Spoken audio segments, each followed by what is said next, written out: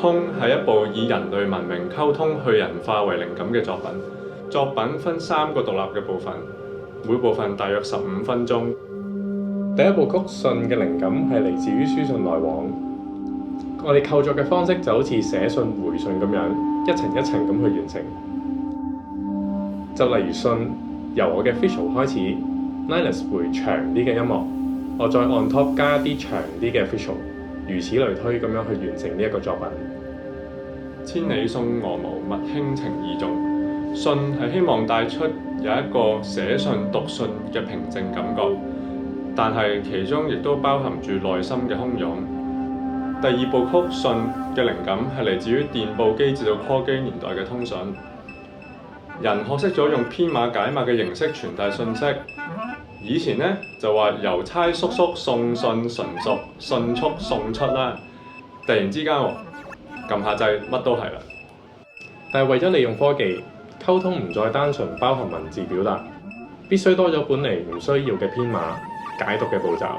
收到收唔到之外咧，仲成日會 send 錯打錯。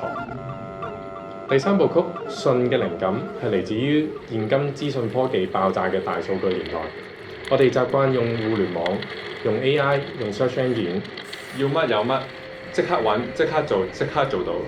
但係人好多時候呢，唔再直接同人去溝通，甚至完全唔係同人去溝通、去合作、去做嘢。通3部曲用咗3隻廣東話同音字去做標題，由人講嘢寄信嘅信字啦，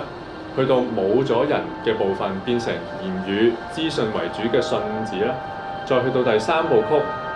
言語唔再重要，隻撐艇仔即係個媒介同埋速度更加重要嘅信字。呢個轉變想反映其實人類一路以嚟都係極度重視同埋需要溝通，但係轉變由我哋嘅世代好似特別大，由寫信好慢但係好有人情味，到decode嘅摩斯密碼好麻煩，但係一息間就收到。去到現今社會唔同資訊湧入嚟嘅時候，點樣可以用自己嘅方式嚟應對呢？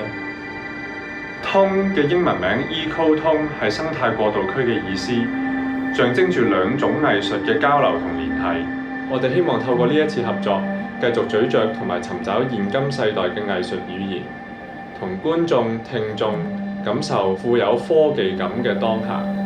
尋找空間俾人性、平靜同埋盼望。